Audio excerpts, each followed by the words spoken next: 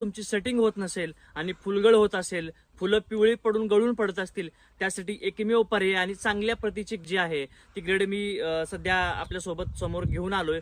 यासाठी 8-16-24 याच्यामध्ये 8-16-24 ही ग्रेड वापरत असताना याच्यामध्ये तुम्हाला कॅल्शियम बघायला मिळेल आणि याच्यामध्ये मायक्रोन्यूट्रंट आहे. प्लसमध्ये सगळी मायक्रोन्यूट्रंट आहेत, जी जेणेकरून ज्या फळांना म्हणजे खरं तर ही एनपीके जी आहेत याच्यामध्ये फळाची फुगवण, चकाकी, नवीन जी फुलधारणा आहे, नवीन जी म्हणजे कॅल्शियमची कमतरता भरून काढतंय. ह्याच्यामध्ये सूक्ष्म अन्नद्रव्याचा पुरवठा व्यवस्थित केला जातो. झाडाला येणारा अजैविक ताण आणि जैविक ताण यापासून खरं तर खूप चांगली त्याची दुरुस्तीसाठी मदत होते. आणि ही ग्रेड वापरत असताना याच्यामध्ये बरंच मायक्रोन्यूट्रंट आहेत. झिंक आहे, आयर्न आहे, फेरस आहे, बोरॉन आहे, कॅल्शियम आहे. अन्नद्रव्याची कमतरता म्हणजे खूप चांगल्या पद्धतीमध्ये ही ग्रेड काम करते.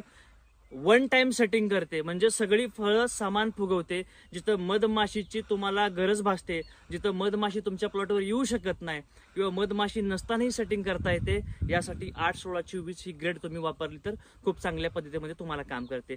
खरं तर ही ग्रेड वापरत असताना कुठल्याही कंपनीची ग्रेड घ्या, याच्यामध्ये कुठलंही दुमत नाहीये. मात्र 8-16-24 याच्यामध्ये कॅल्शियम असायला पाहिजे आणि मायक्रोन्यूट्रिएंट असायला पाहिजे, तर ही आपण ग्रेड वापरू शकताय. सेटिंगच्या टप्प्यामध्ये एकरी 3 किलोचा डोस तुम्ही वापरू शकता. खूप चांगल्या पद्धतीमध्ये रिझल्ट आहे. 8-9 फळं माझ्या तर एका वेलीला फळं लागलेली आहेत. मधमाशी होती पण थोड्याफार प्रमाणामध्ये होती, जास्त मधमाशीचा प्रादुर्भाव आपल्याला बघायला मिळाला नाही.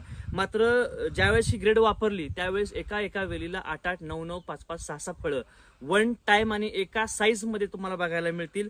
एकदाच आपण डोस दिलेला आहे, त्यानंतर हा डोस दिलेला नाही. मात्र शेतकऱ्यांच्या आग्रहासाठी आपण ही बॅग आणि जे काय आहे बरेच दिवस झालं भेटत नव्हती, मात्र आपण मार्केटमध्ये आणून आपण ही तुम्हाला व्हिडिओच्या माध्यमातून दाखवण्याचा 100% आपण प्रयत्न केलेला आहे. याच्यामध्ये खरं तर शेतकरी